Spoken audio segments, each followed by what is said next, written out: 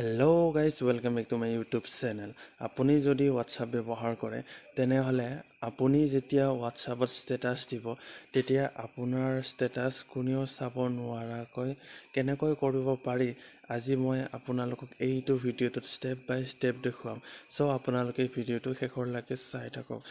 প্ৰথমতে আপোনালোকে WhatsApp open কৰক WhatsApp ওপেন কৰাৰ পিছত ৰাইট সাইডত একেবাৰে ওপৰত দেখিবলৈ পাইছে তিনিটা ফুট তাতে ক্লিক কৰক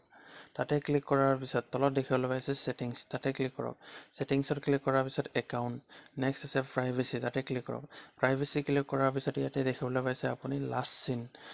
নেক্সট আছে প্ৰফাইল ফটো নেক্সট আছে এবাউট তাৰ পাছত আছে স্ট্যাটাস আপুনি স্ট্যাটাসত ক্লিক কৰক